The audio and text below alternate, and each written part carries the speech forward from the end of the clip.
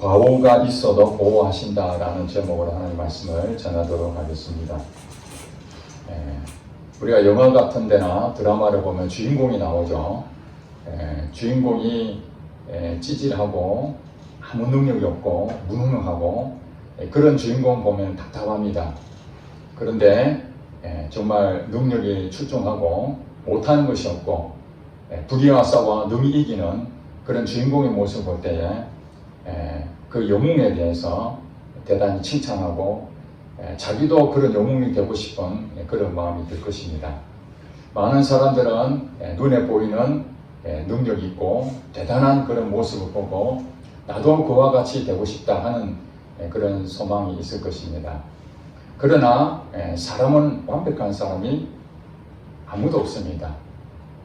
외적으로는 능력 있고 대단해 보이지만은 사실은 우리가 보이지 않는 약점들이 많이 있는 것입니다. 우리가 잘 아는 연예인들 가운데에 참 인기도 있고 팬들이 그 사람만 나오면은 정말 환호하고 영웅시하던 사람도 한순간에 잘못된 과오로 낭떠러리에 추락하듯이 인기를 잃어버리는 경우가 얼마나 많습니까? 여러분 잘 아시다시피 김호중 트로트 가수도 대단한 인기를 얻었습니다. 그런데 음주 뺑소니 사건으로 인해서 그의 과오로 많은 사람들의 실망을 끼쳤습니다. 또 어떤 연예인은 행인들과 시비가 붙어서 폭행하는 것으로 사람들에게 그 내용들이 공개되고 지탄을 받기도 했습니다. 우리가 볼 때는 그 사람은 참 연기도 잘하고 괜찮은 사람인 줄 알았는데 나중에 어떤 과오가 드러나게 될 때에 비로소 우리는 저 사람도 참 약한 사람이구나, 연약한 사람이구나 그런 생각을 가질 수 있습니다. 우리 교회 다니는 사람들도 예외가 아닙니다. 예수를 안 믿는 사람들이 볼 때에 예수 믿는 사람들은 참 윤리적으로 도덕적으로 깨끗하고 교회를 다니니까 또 하나님 믿으니까 삶도 바르게 살지 않겠나 그런 기대가 있습니다. 그래서 우리들은 하는 행동 하나하나에 주시하면서 때로는 우리가 잘못된 부분들이 보인다면 즉각 그들은 우리에게 예수 믿는 사람들이 그런 행동을 할 수 있느냐 라고 엄격한 잣대를 대곤 합니다. 그때마다 우리는 참 힘듭니다. 왜냐하면 그 사람들 요구를 다 들어줄 수 있는 완벽한 사람들이 아니거든요. 우리도 연약함이 있고 허물이 있고 과오가 있습니다. 이 세상에 과오를 저지르지 않는 사람은 단 한 명도 없을 것입니다. 목회자 가운데에 여러분 아시는지 모르겠지만은 부산의 그 큰 교회 담임이었던 목사님이 간증을 들어보니까 그분은 부산의 최고 큰 교회를 세우신 분인데 굉장히 훌륭하신 분입니다. 지금도 한국 교회에 존경받는 목사님으로 이름이 나 있습니다. 근데 그분이 솔직한 자기의 약함을 고백하기를 교회를 개척했는데 자기 아내하고의 관계가 원만하지 못했습니다. 결혼을 했는데 자기가 원하는 결혼 생활이 이어지지 않고 그러니까 마음이 불편하지 않겠습니까? 목회자로서 성도들을 섬기고 있지만은 집에 가서는 단 한마디도 안 합니다. 밥을 먹어도 대화도 한마디 안 합니다. 그러니까 그 아내도 자기를 무시한 남편을 보고 뭘 해줄 수 있겠습니까? 그러니 반찬도 대충, 밥도 대충 그렇게 3년 동안 서로가 갈등하며 살았다고 고백했습니다. 그때 나중에 정신을 번쩍 차리고 이렇게 살면 안 된다 해서 이제 아내하고 관계를 다시 회복하게 되었다라는 간증을 들었습니다. 우리가 볼 때에 참 저분은 온유하고 겸손하고 너그러워서 부부 사이도 아무 문제 없을 것처럼 보이지만은 그렇지 않다는 것입니다. 여러분 잘 아시는 여의도 순복음교회 조용기 목사님 간증에도 그렇게 나옵니다. 부흥회를 인도하기 위해서 전국으로 거의 주일에는 교회를 섬기고 평일날에는 전국으로 집회를 다니곤 했습니다. 그러니 누가 가장 힘들겠습니까? 그의 아내가 남편 없이 혼자 사는 거나 마찬가지 아니겠습니까?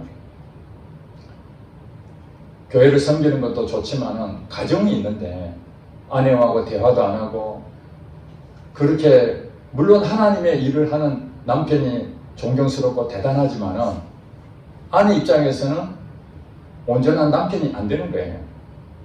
또 조영기 목사님 입장에서 보면은 주의 일을 해야 되는데 가정일까지 다 살펴가지고는 시간이 모자라는 거죠. 어느 거 하나를 포기를 해야만 됐습니다. 과거의 목사님들은 가정을 대체적으로 등한히 한 경우가 대부분이었습니다. 왜냐하면 주의 일에 헌신해야 된다고 목회자로 부르셨으니 교회에 최선을 다하는 겁니다. 1순위가 교회입니다. 그래서 가정에 대해서는 소홀히 할 수밖에 없는 상황인데 한날은 부흥회를 마치고 진짜 파김치가 돼서 겨우 집에 들어왔는데 그 아내가 쳐다도 안 보고 투정을 부리는 겁니다. 조일기 목사님은 주의 일을 한다고 놀러 다니는 것도 아니고 부흥 집회에서 이제 모든 긴장을 풀어서 집에서 쉬려고 왔는데 아내가 투명스럽게 짜증을 내고 왜 자기랑 같이 시간을 안 보내느냐고 사역도 좀 줄이라고 그렇게 말을 하는 순간 그 순간 참지를 못해서 뺨을 때렸습니다. 우리가 말하는 폭력을 행사한 거죠. 그걸 이제 나중에는 이제 본인이 잘못한 것을 시인하고 관계를 회복이 됐지만은 그 상처받았던 아내는 두고두고 뺨을 맞았던 그것에 힘든 시간을 보냈다고 합니다. 우리가 볼 때 조영기 목사님 하면은 한국에서 뿐만 아니라 전 세계에서 능력 있는 목사님, 대단한 목사님, 세계 최대의 교회를 자랑하는 담임 목사다. 존경받을 수 있는 상황인데 실제로 그에게도 과오가 있고 허물이 있고 약점이 있었던 것입니다.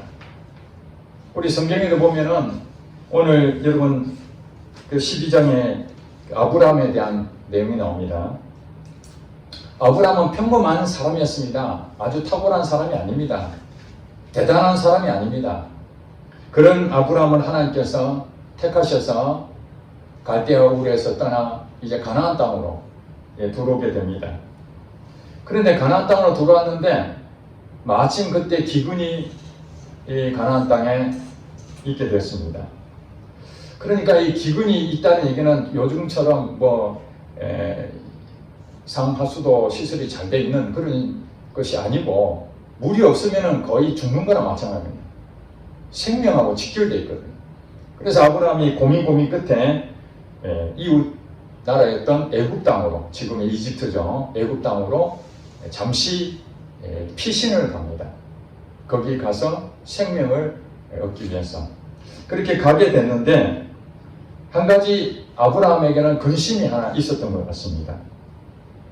11절에 뭐라고 되어 있습니까? 그가 애굽에 가까이 이르렀을 때에 그의 아내 사레에게 말하되 내가 알기에 그대는 어떤 여인이라? 아리따운 여인이라. 미모였던 자기 아내를 애굽 땅에 가서 자기가 부부라는 것을 사람들이 알게 됐을 때는 어떤 일이 벌어지냐. 당신은 힘 있는 사람이 이 여자도 얼마든지 쟁취할 수 있는 부분이 많다 보니까 자기 아내가 너무 아름다우니까 그 아내를 빼앗길 가능성이 많잖아요. 그러면 남편이 있는데 빼앗길 수 있겠습니까? 저항을 할 수밖에 없으니까 남편을 죽여버릴 수밖에 없습니다. 그래서 이제 고민한 겁니다. 기근이 있어서 여기서는 더 이상 살 수가 없어서 애굽 땅으로 가야 되겠다. 그런데 애굽 땅에 가서는 한 가지 고민이 자기 아내를 어떻게 아내를 통해서 자기가 위험에 처할 수 있다라는 생각에 결국 이렇게 말합니다. 12절에 보니까 애굽 사람이 그대를 볼 때 이르기를 이는 그의 아내라 하여 나는 죽이고 그대는 살리리니 원하건대 그대는 나의 누구라고요? 누이다. 여동생이다. 그렇게 이제 말합니다. 그러면은 내가 그대로 말미암아 자기 아내로 말미암아 안전하고 내 목숨이 그대로 말미암아 그러니까 사라로 말미암아 보존되리라. 이렇게 한 가지 꾀를 낸 것입니다. 자기 아내에게 그렇게 부탁을 한 겁니다. 누가 만나거든 당신은 나의 여동생이다. 그렇게 말을 해라. 오빠와 동생, 여동생 사이로 그렇게 짜고 이제 애굽에 갔을 때에 실제로 그런 일이 벌어집니다. 애굽 사람들이 아브라함의 아내를 보고 좀 한 미모의 바로의 고관들까지도 이 내용이 들어가게 되면서 결국에는 그 여인을 바로 왕에게 데려가게 됩니다. 가장 높은 왕이었던 바로 왕의 후궁이 되는 거죠. 그 당시에는 왕비도 있지만은 많은 후궁이 있지 않습니까? 왕이 원한다면 후궁이 되는 겁니다.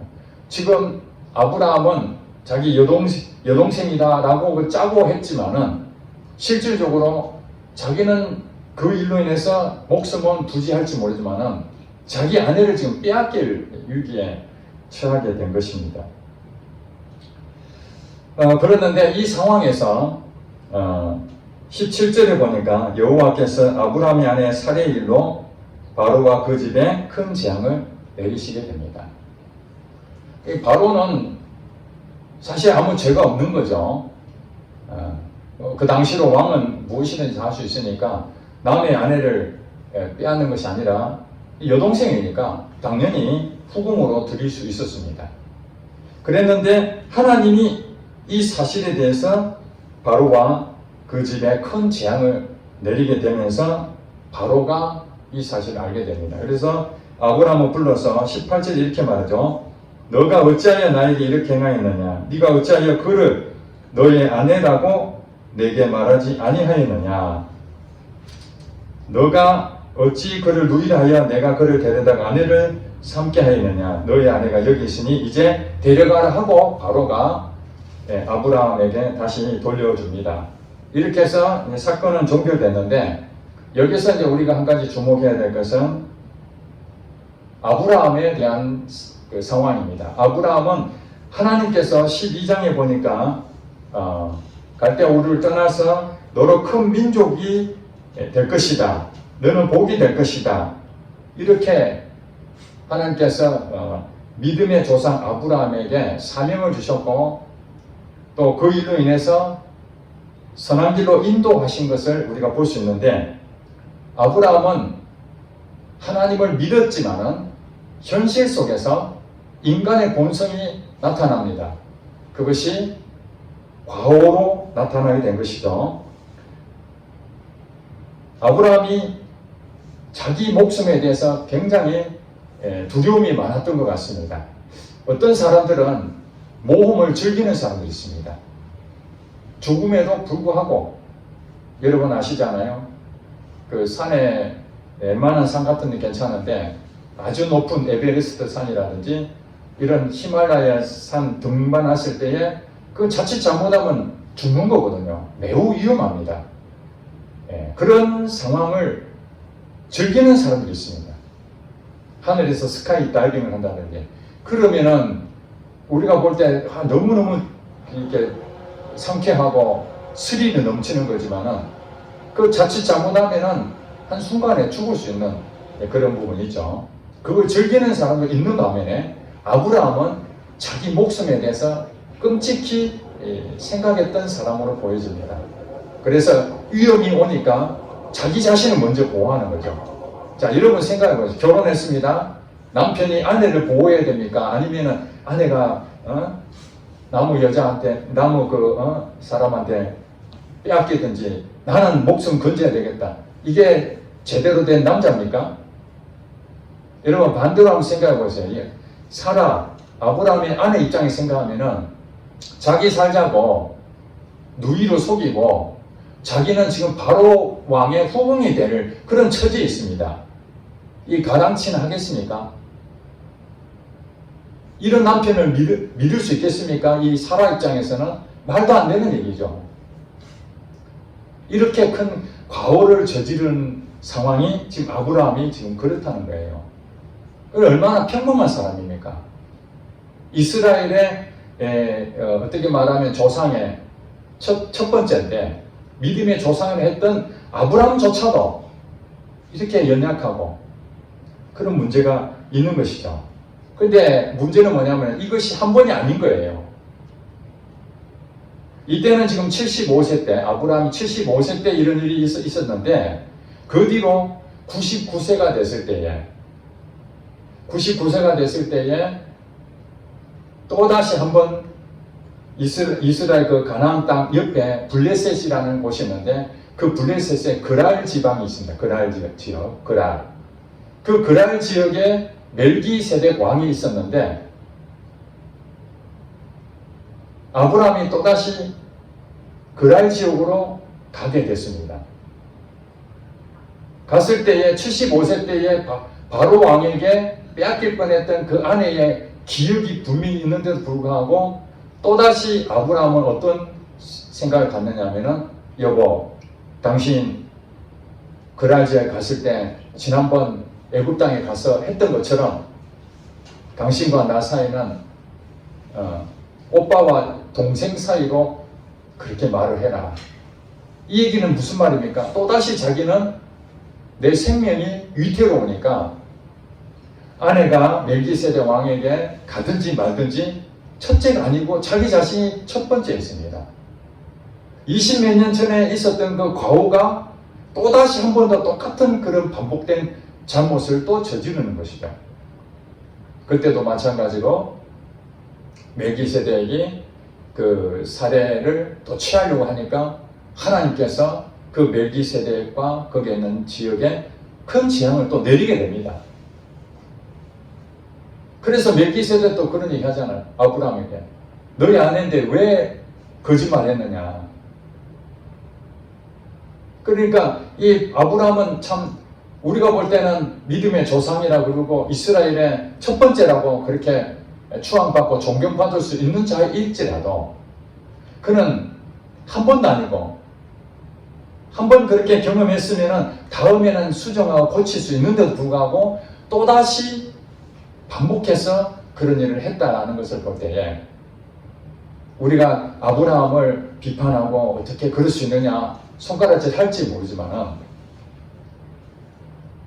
모든 사람은 과오가 있고 그리고 완벽하지 않다는 것을 우리에게 성경은 말해주고 있는 것입니다.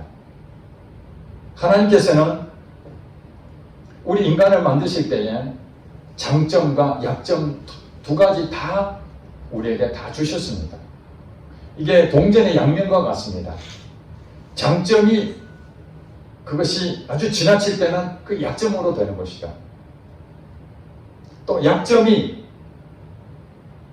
어떤 때는 나를 보호해 주기도 합니다.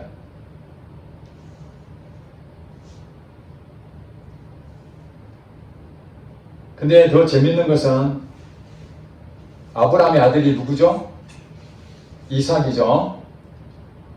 여러분 창세기 12장 이후에 아브라함의 아들이었던 이삭의 내용을 보게 되면 어떤 일이 나오냐면 이삭도 마찬가지로 블레셋의 그랄 지방으로 가게 됩니다. 자기 아내 리브가와 함께. 그랬는데 이삭도 똑같이 아버지처럼 그렇게 말합니다. 리브가는 나의 누이다. 그렇게 속입니다. 사람들에게. 마찬가지로 리브가도 잃을 뻔했죠. 그러니까 이 이삭도 아버지의 유전을 받아서 자기 생명이 더 중요한 거예요. 좀 겁쟁이라고 할 수 있는 것이죠. 담대하게 아내를 지켜야 되는데 아버지와 똑같이 자기 자신도 자기 생명이 더 중요하게 생각하고 자기 아내인 리브가를 다른 사람한테 가더라도 자기를 먼저 보호하려고 하는 그것이 있었다는 것입니다. 여러분, 유전이라는 것이 우리 신체적으로 부모의 몸을 이렇게 유전되기도 하지만은 성격도 유전이 되고 습관도 유전된다는 거 여러분 아시잖아요? 부모가 하는 일들을 자녀들이 보면은 이렇게 섞여 있지만은 그게 나타납니다. 그게 좋은 것들이 물려질 때도 있지만은 때로는 부모로서 자기 허물, 약점 이런 것들이 이 자녀들에게도 그대로 나타날 때 어떤 느낌이 들겠습니까? 내가 자녀들한테 너 그렇게 하면 안 돼. 만약에 아브라함이 그럴 수 있을 거 아닙니까? 이삭 보고 야 너희 아내를 지켜야 되지. 어떻게 누이라고 그렇게 말할 수 있어? 그러고 싶어도 본인이 과거에 그런 과오를 2번이나 했지 않습니까? 자기도 지금 겁쟁인데 아들한테 너는 겁쟁이처럼 살지 말고 담대하게 살아 이렇게 말하는 자신이 얼마나 부끄럽겠습니까? 저는 그게 느껴지는 거예요. 아브라함이 2번이나 그런 반복된 것을 했는데 똑같은 행동을 자기 자녀가 했을 때에 자기 자신을 보는 것 같아요. 그래, 나의 허물이구나. 나의 약점이 우리 아들에게도 그대로 나타났네. 그러면서 그 아들을 뭐라 하겠습니까? 아니면 이해하겠습니까? 저는 이해할 것 같아요. 왜냐하면 자기 자신이 그렇게 경험했던 참 힘든 그런 부분이 있었기 때문에. 이삭도 그래 나도 그런 마음으로 아내를 누이라고 속였는데 우리 아들도 똑같은 마음이었겠구나. 그래서 여러분들 우리의 약점 때문에 내가 과오를 범할 때도 사실은 그게 잘못된 일이지만은 그런 일들이 나중에 나와 똑같은 그런 경험을 하는 사람들을 이해하게 된다는 거예요. 만약에 대담하고 자기 생명을 아끼지 아니하고 아내를 보호했던 그 남자였다면은 이삭에 대해서 비판할 수도 있지 않겠습니까? 야, 너 남자가 말이야 쪼잔하게 아내 하나도 안 지키고 네 하나 살자고 그렇게 거짓말 쳐? 남을 속일 수 있겠어? 이렇게 말하지 않겠습니까? 그래서 하나님께서는 때로는 이렇게 아브라함이나 이삭처럼 그럴듯하게 보인다 할지라도 그 연약한 부분들이 있다라는 것을 허용함으로써 그걸 경험함으로써 다른 사람을 이해하게 만들고 또 한편으로는 내 자신도 실수할 수 있고 나도 과오를 저지를 수 있는 자구나. 그러니 항상 자기는 뭐예요? 나는 완벽하다. 나는 괜찮은 사람이야. 이럴 수 없다는 거예요. 언제든지 나는 본성이 나타날 수 있다. 하나님이 내게 은혜를 베풀어 주지 않는다면 지금까지는 아무 문제가 일어나지 않았지만 어떤 상황이 딱 맞닥뜨렸을 때 나도 언제든지 넘어질 수 있는 자구나. 제가 처음에 말씀드렸지만 김호중 그 가수 그 사건을 보면서 사람들은 많은 사람들이 행동하는 거에 대해서 왜 거짓말하고 자수하면 되지. 내가 쳤다. 세우는 차를 내가 어쩔 수 없이 쳤습니다. 그리고 일하다 보니까 같이 동료들하고 술 한잔 했습니다. 잘못했습니다. 그러면 이렇게까지 지탄이 안 받을 텐데 이렇게 말하는 사람 많이 있습니다. 그러나 저는 그렇게 생각지 않습니다. 어떤 사람도 그 자리에 서면은 그 위기가 왔을 때에 순간적으로 모면하고자 하는 마음이 더 크지 않겠습니까? 내가 잘못된 것을 시인하는 순간 들통이 나는 것이고 그러면은 그동안에 있었던 인기 다 잃어버릴 건데 그것이 자기 앞에 다 보이는데 그것을 감안하고 내가 잘못했습니다. 순순히 내가 음주했고 내가 그런 일을 했습니다. 라고 말할 수 있는 사람이 누가 있겠습니까? 순간적으로 거짓말할 수밖에 없었고 그 거짓말 때문에 순간적으로 또 다시 모면하려고 또 다른 거짓말을 할 수밖에 없는 게 인간 아니겠습니까? 여러분 잘 아시는 우리 다윗 왕도 마찬가지입니다. 순간적으로 그 한 여인을 보고 가늠한 마음을 품고 나무 여인을 범했지만은 범하고 난 다음에 그때 깨달은 건 깜짝 놀랐죠. 그 여자가 임신했다는 소식을 듣고 큰일 났구나. 내가 얼마나 큰 잘못을 저질렀나.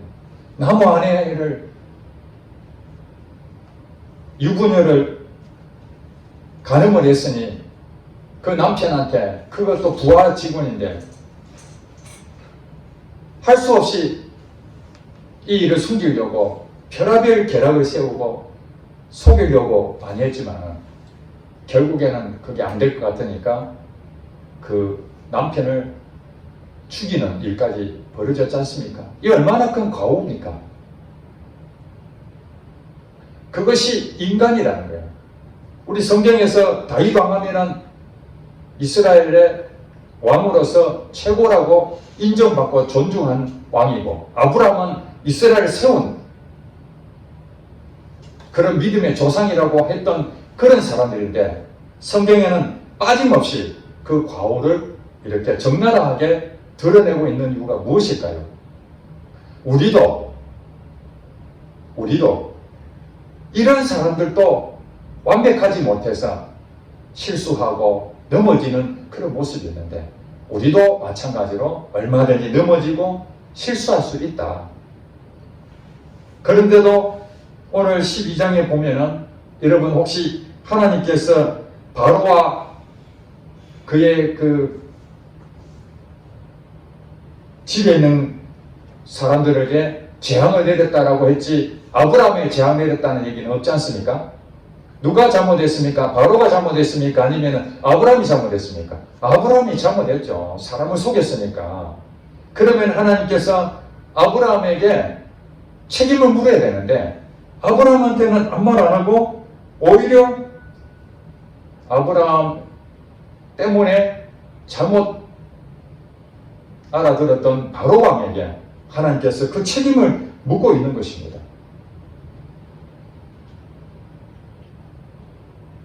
여기서 우리가 과오를 범한다 해서 하나님께서는 우리에게 징계하고 벌주고 항상 이런 등식으로 성립되는 것이 아닌 것입니다.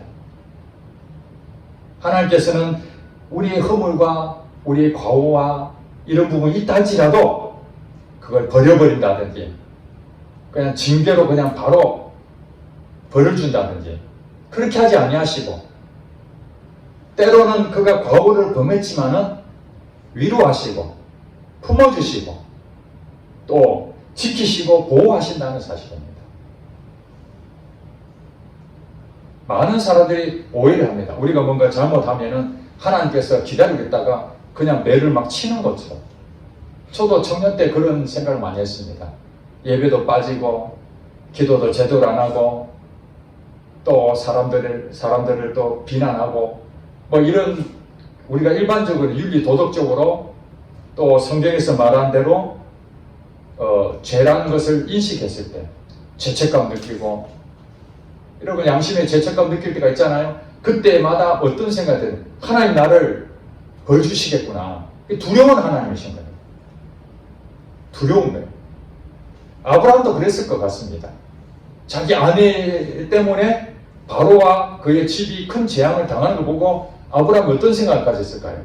야, 내 때문에 이 애굽의 왕과 그의 가족들이 큰 피해를 입었구나.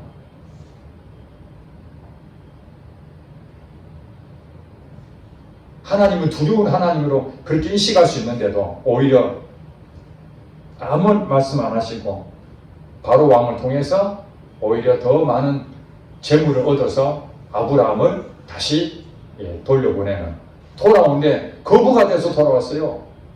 거짓말을 했는데 벌 받는 것이 아니라 오히려 부자가 돼가지고 가나안 땅에 돌아왔습니다. 이거 어떻게 해석해야 되죠?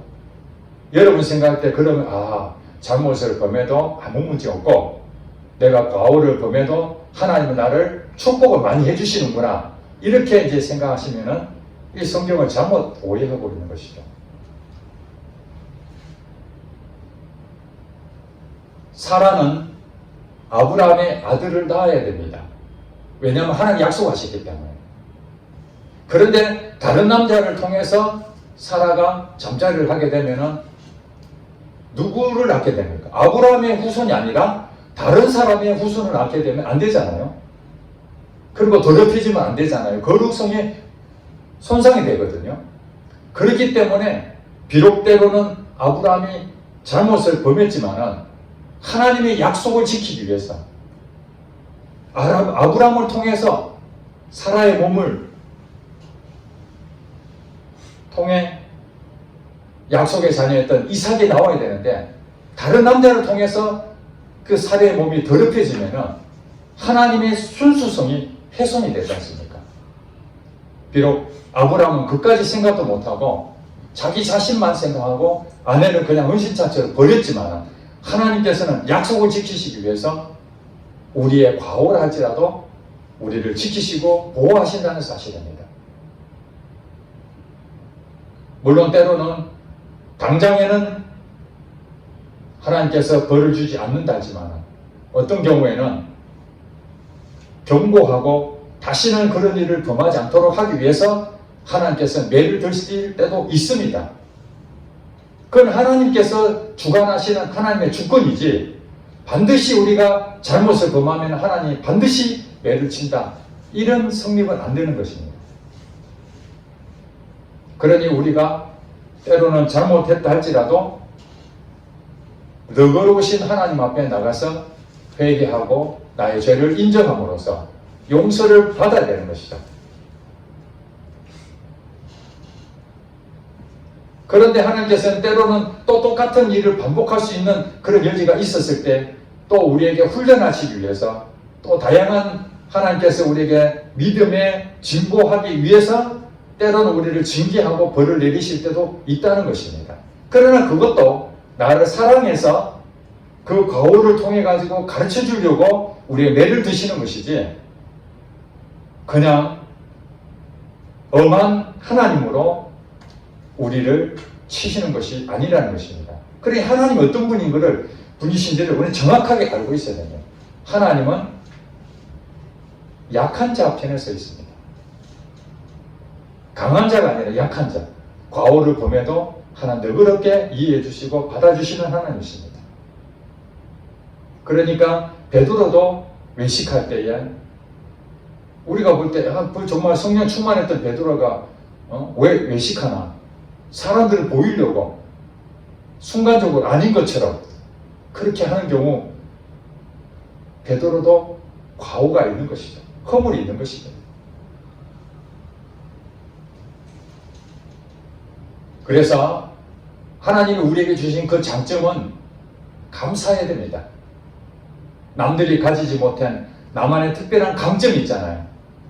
남들보다 비교했을 때에 그 사람보다 내가 뛰어난 부분이 있다면 그것을 가지고 내가 교만하고 그것을 가지고 남을 이렇게 짓누르는 그런 것이 아니라 하나님 앞에 감사해야 됩니다. 하나님께서 내게 이렇게 재능을 주셔서 감사합니다. 내게 이런 강점을 주셔서 감사합니다.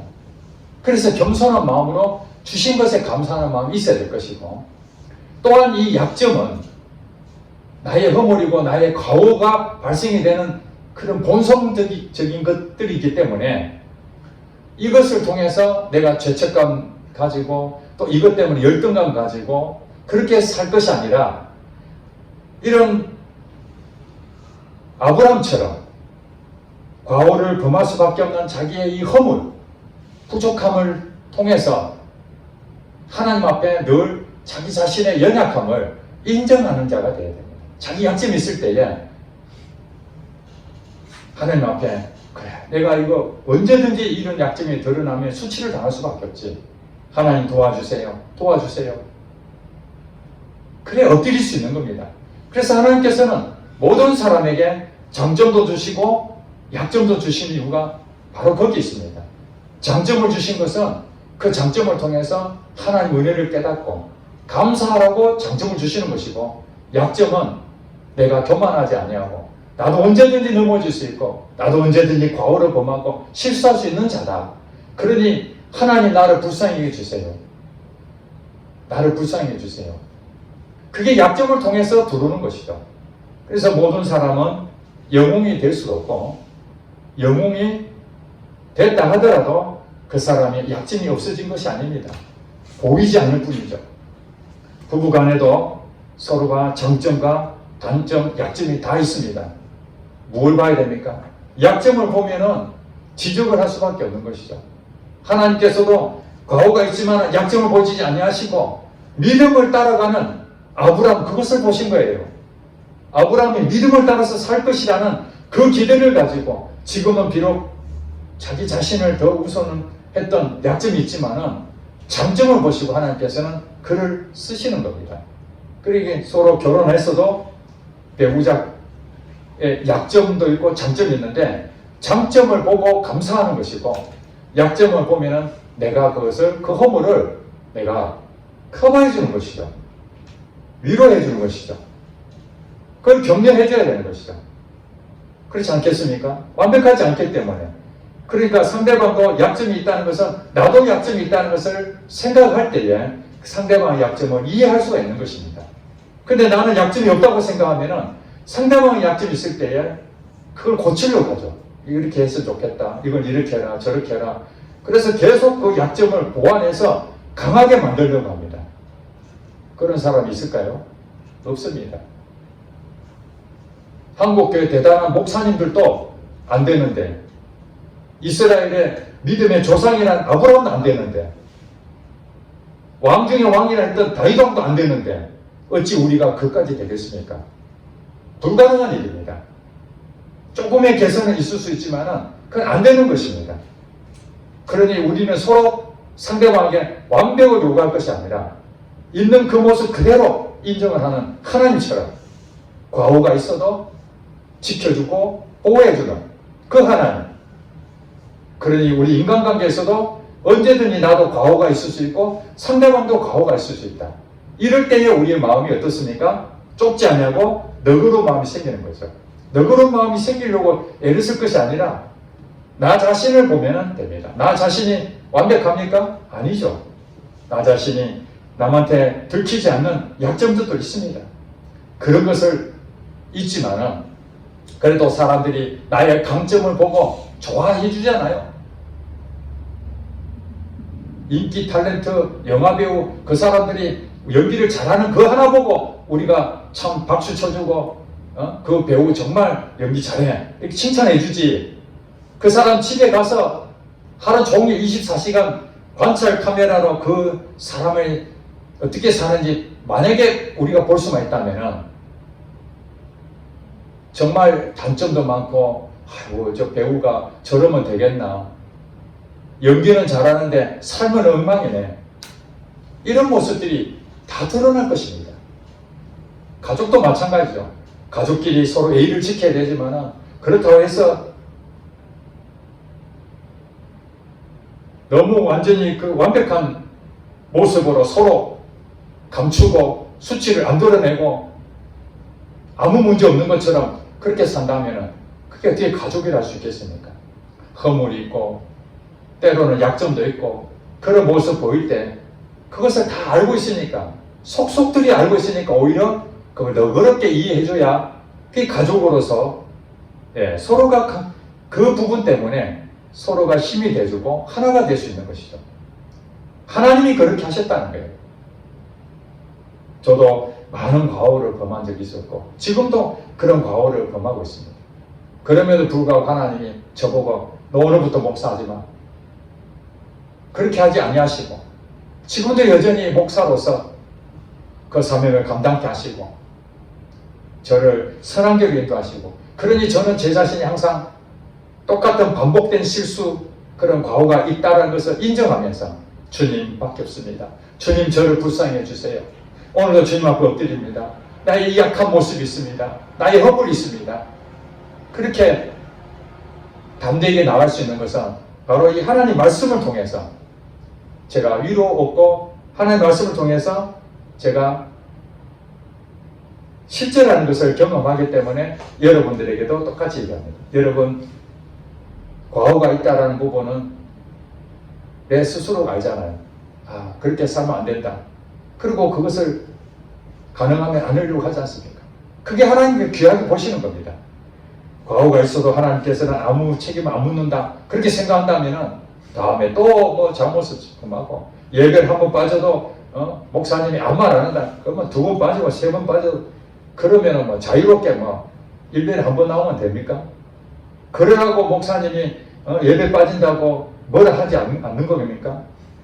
과오가 있어도 끝까지 우리 성도를 믿고 믿음으로 갈 것이라고 믿고 그래도 예배 가운데 다시 또 참여할 것을 믿고 기다려주고 인내하는 것이 하나님 마음이기 때문에 그런 것이지, 예배 한 번 안 나왔다고 계속해서 지탄하고 또 빠지면 또 뭐라 하고 자꾸 빗나가면 그거 가지고 뭐라 하고 이러면은 여러분 견딜 수 있겠습니까? 너무 힘들지 않겠습니까? 하나님도 그렇고 저도 똑같은 마음으로 제 자신도 지키지 못하는데 왜 우리 성도들한테 지키라 할 수 있겠습니까? 그저 우리는 지키지 못하는 것, 노력해도 안 되는 것들은 주님 앞에 엎드리고 불쌍히 해달라고, 그렇게 할 때에 성령님이 내 안에 계셔서 우리를 변화시키시고 바르게 인도하실 것을 믿습니다. 기도하겠습니다.